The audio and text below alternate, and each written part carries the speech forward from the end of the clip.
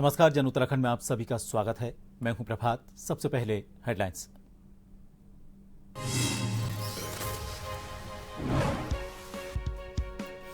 CM Dhami 2 दिवसीय काशीपुर दौरे पर प्रबुद्धजन सम्मेलन में बोले, विकसित भारत एट 2047 के संकल्प को साकार करने में उत्तराखंड होगा अग्रणी। भारत रिफॉर्म, परफॉर्म और ट्रांसफॉर्म की नीति से आगे बढ़ रहा। उत्तराखंड में बारिश से तबाही के बाद केंद्र से मुआवजे की मांग। आपदा का जायजा लेने 2 दिवसीय दौरे पर पहुंची केंद्रीय टीम। आपदा प्रभावित क्षेत्रों का करेगी आकलन।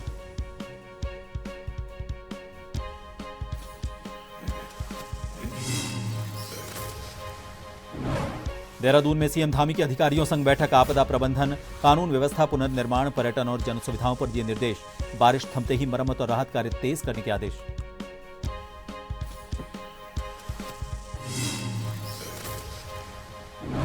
उत्तराखंड में चारधाम यात्रा फिर से शुरू।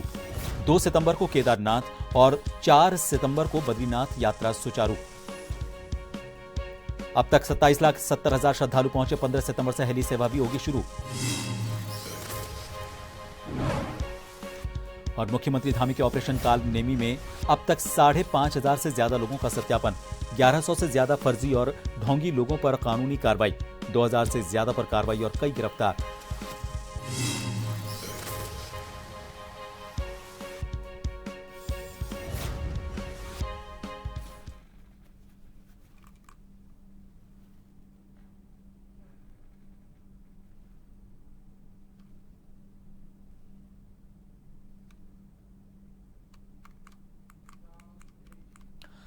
मुख्यमंत्री पुष्कर सिंह धामी ने काशीपुर में आयोजित प्रबुद्धजन सम्मेलन में समाज के विभिन्न वर्गों से संवाद किया। उन्होंने कहा कि उत्तराखंड पीएम मोदी के विकसित भारत एट 2047 के संकल्प को साकार करने में अहम भूमिका निभाएगा।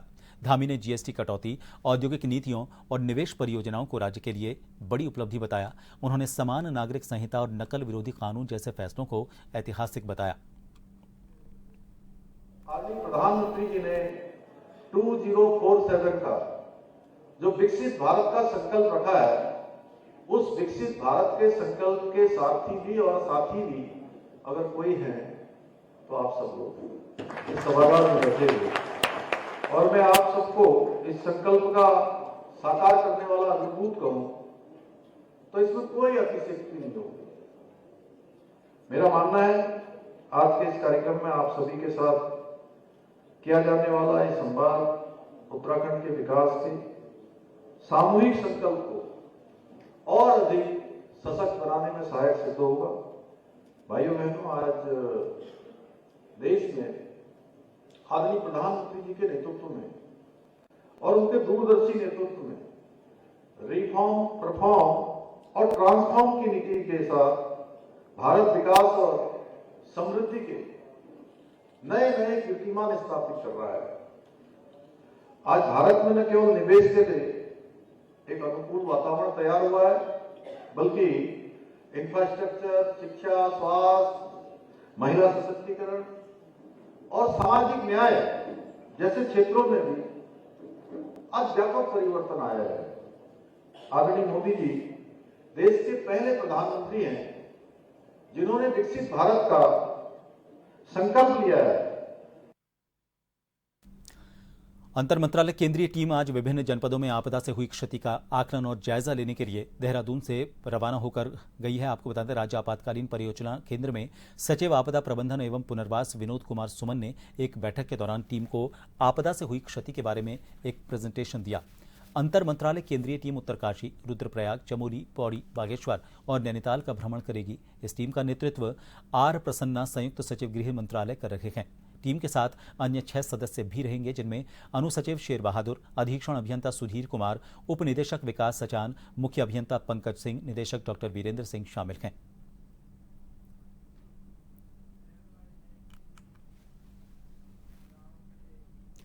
देहरादून में मुख्यमंत्री पुष्कर सिंह धामी ने मुख्यमंत्री आवास में पुलिस प्रशासनिक अधिकारियों के साथ एक बैठक की।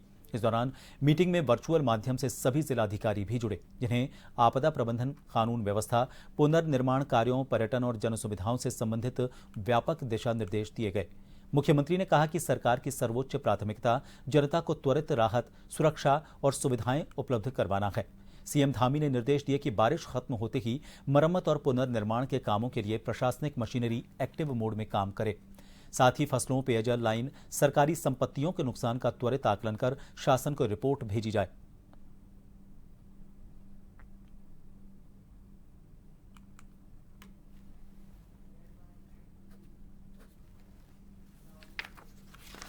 नैनीताल संसदीय क्षेत्र के सांसद अजय भट्ट ने राजीव जायसवाल को वाणिज्य सांसद प्रतिनिधि नियुक्त किया है। इस जिम्मेदारी के मिलने पर हल्द्वानी में व्यापार मंडल के पदाधिकारियों ने उनका स्वागत किया। व्यापारियों ने कहा कि अब उनकी समस्याओं का समाधान तेजी से होगा। राजीव जायसवाल ने भरोसा दिलाया कि हर मुद्दे को प्राथमिकता से सांसदों तक पहुंचाएंगे और ठोस कार्रवाई की जाएगी। इस नियुक्ति से व्यापारियों में नई ऊर्जा और उत्साह का माहौल है।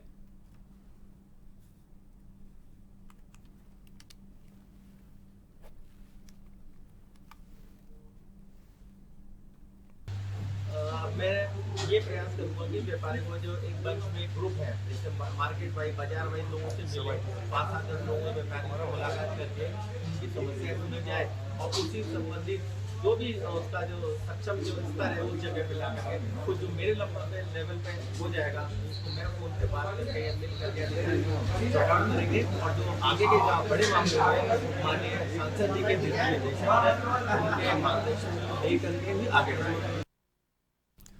हल्द्वानी के गौलापार स्थित अंतर्राष्ट्रीय खेल स्टेडियम में 20वीं कैडेट राष्ट्रीय तलवारबाजी स्पर्धा शुरू हो गई है। 12 सितंबर तक चलने वाली इस प्रतियोगिता में 28 राज्यों के अंडर 17 खिलाड़ी हिस्सा ले रहे हैं। उत्तराखंड के 24 खिलाड़ी भी इसमें भाग ले रहे हैं, लेकिन खेल के पहले दिन ही व्यवस्थाओं पर सवाल उठे। खिलाड़ियों और स्टाफ ने स्टेडियम में खराब सुविधाओं पर नाराजगी जताई। राजीव मेहता ने भी आयोजन को लेकर असंतोष जाहिर किया और सुधार की मांग की।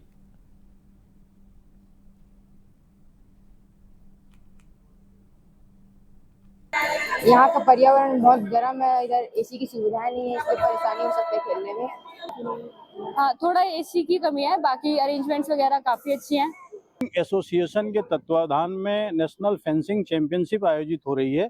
देश के कोने कोने से हमारे खिलाड़ी आए हुए हैं, चाहे आंध्रा है, चाहे असम है, चाहे यूपी है, चाहे राजस्थान है, सभी का प्रतिनिधित्व हो रहा है और एक अच्छा मंच हमारे राज्य के खिलाड़ियों को मिल रहा है कि वो अपने राष्ट्रीय स्तर पे पहचान स्थापित कर सके। हमारा जो अंतर्राष्ट्रीय इंदिरा गांधी स्टेडियम है, इसकी भी क्षमताओं का पूर्ण सदुपयोग हो रहा है। हमारे खेल के सभी अधिकारी यहाँ पे लगे हुए हैं। सभी जो है प्रशासनिक सुविधाएं, प्रशासनिक सहायता जो भी मांगी जा रही है उसके लिए हम लोग तत्पर हैं। टूर्नामेंट अच्छे तरीके से स्टार्ट हुआ है, बट हमारा वीक पॉइंट यहाँ पे ये है कि जब नेशनल के खिलाड़ी और ऑफिशियल आए हुए हैं और एयर कंडीशन काम नहीं कर रहा है कल से, तो this is the drawback of the Uttarakhand. और मैं कल से जितने अधिकारी हैं उनको फ़ोन कर रहा हूँ, कोई अधिकारी ना तो फ़ोन उठा रहा है, ना उनका रिंग बैक आ रहा है। सुबह मैंने सेक्रेटरी स्पोर्ट्स को फ़ोन किया, उनका अभी तक रिंग बैक नहीं आया। द्वारा जारी ऑपरेशन काल निमी के तहत प्रदेश पुलिस ने अब तक 5,500 से ज्यादा लोगों का सत्यापन किया है। 1100 से ज्यादा ढोंगी और फर्जी लोगों के खिलाफ कानूनी कार्रवाई की गई है। भाजपा प्रदेश प्रवक्ता हनी पाठक ने बताया कि यह कदम देवभूमि की गरिमा बचाने के लिए सराहनीय है और फर्जी बाबाओं द्वारा महिलाओं को ठगने की प्रक्रिया को समाप्त करने के लिए सरकार निरंतर प्रयासरत है। 2000 से ज्यादा लोगों पर कार्रवाई की जा चुकी है, कई गिरफ्तार भी किए गए हैं। देखिए, ये हमारे यशस्वी मुख्यमंत्री श्री पुष्कर सिंह धामी जी ने ये किए जो बहुत ही सराहनीय कदम उठाया। उत्तराखंड देवभूमि की पूरी तरीके से जो देवभूमि नाम है इसका, उसको बरकरार आगे रखते हुए उन्होंने जो ये कदम उठाया, ये बहुत ही ज़्यादा अच्छा कदम रहा है। इससे ऑपरेशन काल नेमी के तहत उन ढोंगियों पर कार्यवाही की जा रही है लगातार, जो कि ढोंग करके, साधु संत का वेश धारण करके हमारे उत्तराखंड की जनता को ठगने का कार्य करते चले आ रहे हैं। और इसमें सबसे ज़्यादा झांसे में आती हैं हमारी महिलाएं। तो इन सब चीज़ों को लेकर, इन सब चीज़ों को देखकर समझते हुए ये कि ये उत्तराखंड देवभूमि के लिए बहुत ही गलत हो रहा है जो हो रहा है, उसके लिए उन्होंने ये ऑपरेशन काल नेमी जैसा सराहनीय कदम उठाया। और अब तक देखा जा सकता है कि 2000 से ज़्यादा लोगों पर कार्यवाही इस पर हो चुकी है। उन लोग पूरे गिरफ्त में आए हैं और इन सब चीज़ों को देखते हुए अब ये जो नया ढोंग की प्रक्रिया है उसको ख़त्म करने की दिशा में लगातार सरकार निरंतर आगे बढ़ रही है। कालाढूंगी तहसील के बैल पड़ाव न्याय पंचायत के ग्रामीण बिजली घर बैल पड़ाव में इकट्ठा हुए और बिजली विभाग की अघोषित कटौती और स्मार्ट मीटर से ज्यादा बिल आने के खिलाफ ज्ञापन एसडीओ को सौंपा। ग्रामीणों ने कहा कि अघोषित कटौती और जंगली जानवरों के कारण इलाके में तनाव है। एसडीओ दीपक पाठक ने बताया कि जिन घरों में स्मार्ट मीटर से ज्यादा बिल आ रहा है वहां सब मीटर लगाकर समस्या का निदान किया जाएगा और विभागीय स्तर पर सभी समस्याओं का समाधान जल्द किया जाएगा।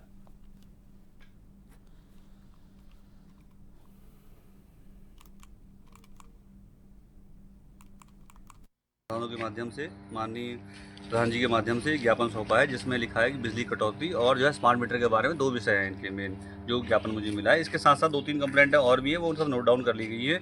जो स्मार्ट मीटर है उसमें मैंने इनको आश्वासन दिया कि अगर माना वास्तव में किसी का स्मार्ट मीटर तेज चल रहा है तो उसके चेक मीटर लगाया जाएगा।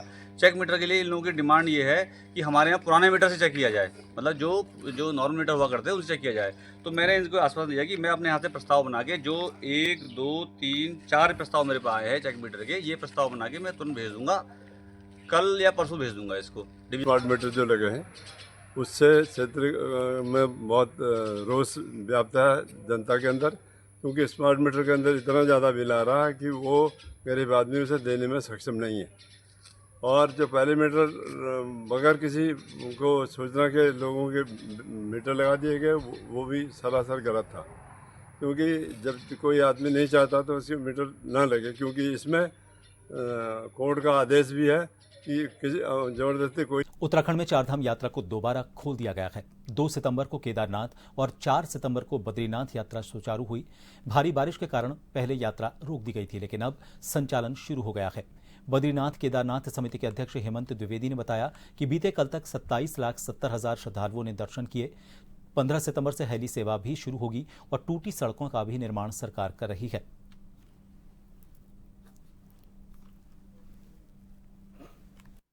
कपाट खुले थे और 4 तारीख में श्री बद्रीनाथ जी की, और लगातार यात्रा कंटिन्यूस चली थी कि जैसे कि मानसून आने के बाद उच्च हिमालय क्षेत्र होने के कारण यहाँ पर काफ़ी बारिश इस बार रही और बहुत भूस्खलन और लैंडस्लाइड और क्लाउड बर्स्ट की जो है कि सूचनाएं यहाँ पर आती रही हैं और बहुत सारे हमारा पर्वतीय क्षेत्रों में जो है इसमें काफ़ी नुकसान हुआ। और लगातार अभी 5 तारीख तक भी जो है 1 तारीख से 5 तारीख तक भी यात्रा पूरी तरह से प्रतिबंधित थी, लेकिन अभी यात्रा जो है 6 तारीख से पुनः जो है खुल गई है। और सभी जो यात्रा रूटों पर हमारी सरकार, राज्य सरकार, आपदा प्रबंधन, जिला प्रशासन और सारी टीम जो है कि युद्ध स्तर पर वहाँ पर जो है कि सड़कों को खोल रहे हैं। और कल भी 2 दिन तक लगातार जब यात्रा खुली है 6 तारीख के बाद में, तो अच्छी संख्या में बद्रीनाथ जी और केदारनाथ जी में भी यात्रियों का आवागमन रहा है। उत्तराखंड में मानसून के चलते चारधाम यात्रा मार्गों में कठिनाइयां सामने आ रही हैं। प्रशासन इन मार्गों को सुचारू करने के लिए निरंतर प्रयासरत है। मुख्यमंत्री धामी खुद प्रभावित क्षेत्रों का निरीक्षण कर रहे हैं और लोक निर्माण विभाग, एनडीआरएफ, एसडीआरएफ समेत तमाम एजेंसियों को मार्गों की मरम्मत के लिए निर्देशित किया गया है।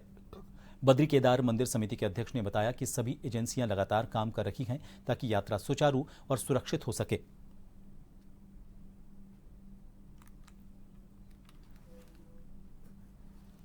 देश के यशस्वी मुख्यमंत्री आदरणीय पुष्कर सिंह धामी जी सब ग्राउंड जीरो पर उन्होंने जो कि सारी जगहों से सारी आपदा क्षेत्र का भी दौरा किया था और सभी सड़कों को जहाँ जहाँ पर भी पर्वतीय क्षेत्रों में यात्रा रूट पर हो या जिस जगह भी चारधाम में बद्रीनाथ, केदारनाथ, यमुनोत्री, गंगोत्री की रूट पर सभी जगह मैं समझता हूँ कि लोक निर्माण विभाग अपना NHI, national BRO, NDRF, SDRF सारी जो एजेंसियाँ हैं वो युद्ध स्तर पर वहाँ पर काम कर रही हैं और सारी यात्रा रूट को जो कि ठीक प्रकार से जो कि दुरुस्त कर लिया।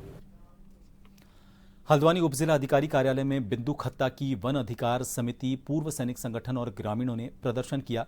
ग्रामीणों की मांग है कि बिंदु खत्ता को वन अधिकार अधिनियम 2006 के तहत राजस्व गांव बनाया जाए। पदाधिकारियों ने बताया कि पूरी प्रक्रिया पहले ही शासन को भेज दी गई है, लेकिन पत्रावली अब तक लंबित है। ग्रामीणों का कहना है कि दशकों से संघर्ष जारी है और अब उन्हें राजस्व गांव का दर्जा हर हाल में मिलना चाहिए।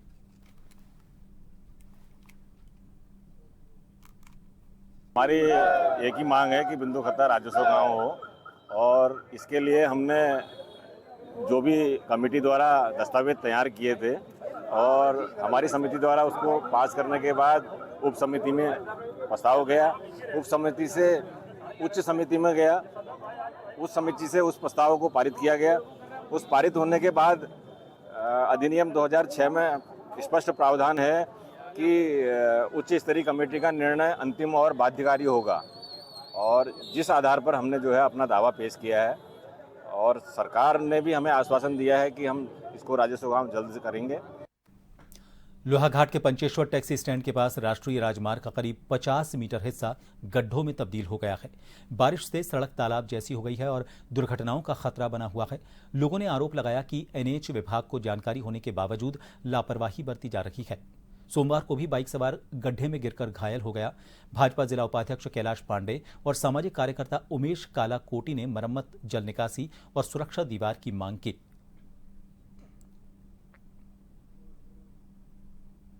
वाकई ये बड़ी समस्या का विषय है और एनएच ये लापरवाही एनएच की चल रही है। लगातार विगत कई समय से कई सामाजिक लोगों ने ये मुद्दे उठाए हैं और ये मेन चौराहा है।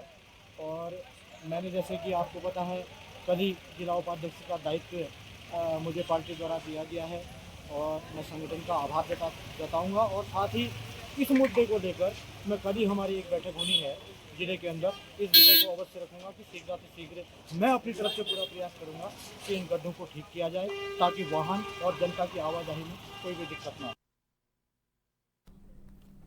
रुड़की के लक्सर बलावली मार्ग पर पशु मांस से भरी एक गाड़ी से टक्कर लगने पर गाय की मौत हो गई। इसके बाद गुस्साए ग्रामीणों और बजरंग दल कार्यकर्ताओं ने हंगामा खड़ा कर दिया। लोगों ने नारेबाजी करते हुए सड़क को जाम कर दिया और गाड़ी को आग के हवाले कर दिया। हालात बिगड़ने पर कुछ थानों की पुलिस मौके पर पहुंची। खानपुर विधायक उमेश कुमार भी ग्रामीणों के समर्थन में धरने पर बैठ गए। हंगामे से मार्ग पर लंबा जाम लग गया और अफरा तफरी का माहौल बन गया।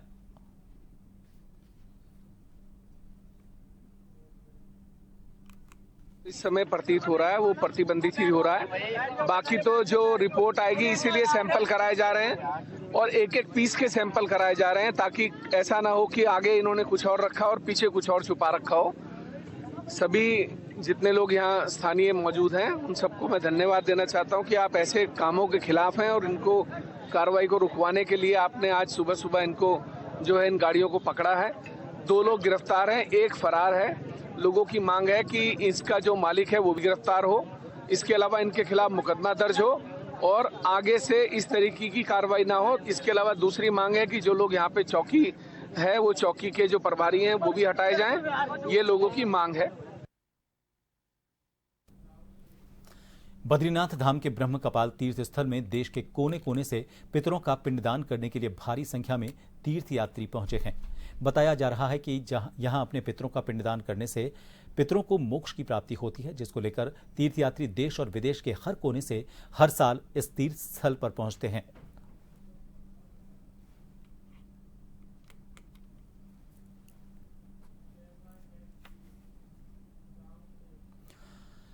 उत्तराखंड सरकार में कैबिनेट मंत्री और नैनीताल जिले की प्रभारी मंत्री रेखा आर्य ने हल्द्वानी के ग्रामीण क्षेत्रों में पहुंचकर गौला नदी से प्रभावित क्षेत्र का निरीक्षण किया।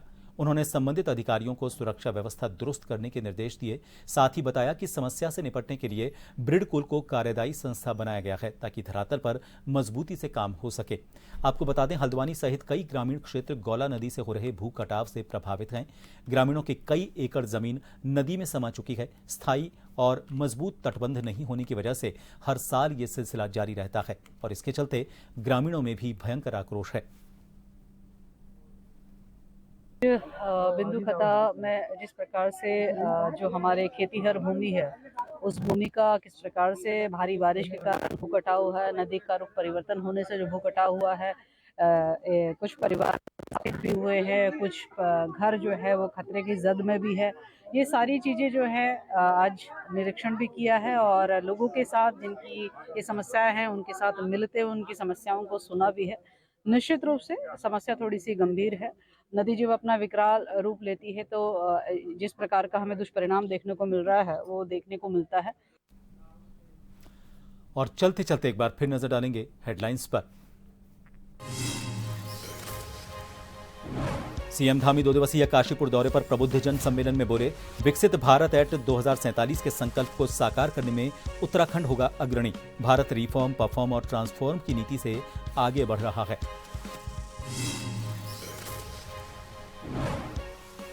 उत्तराखंड में बारिश से तबाही के बाद केंद्र से मुआवजे की मांग। आपदा का जायजा लेने 2 दिवसीय दौरे पर पहुंची केंद्रीय टीम। आपदा प्रभावित क्षेत्रों का करेगी आकलन।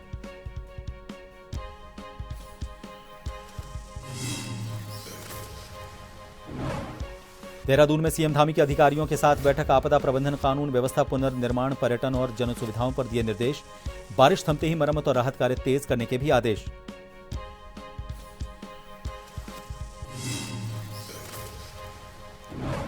उत्तराखंड में चारधाम यात्रा फिर से शुरू। 2 सितंबर को केदारनाथ और 4 सितंबर को बद्रीनाथ यात्रा सुचारू।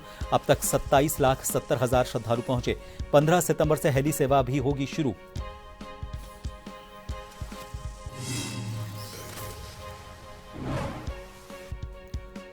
और मुख्यमंत्री धामी के ऑपरेशन काल नेमी में अब तक 5,500 से ज्यादा लोगों का सत्यापन। 1100 से ज्यादा फर्जी और ढोंगी लोगों पर कानूनी कार्रवाई। 2000 से ज्यादा पर कार्रवाई और कई गिरफ्तार।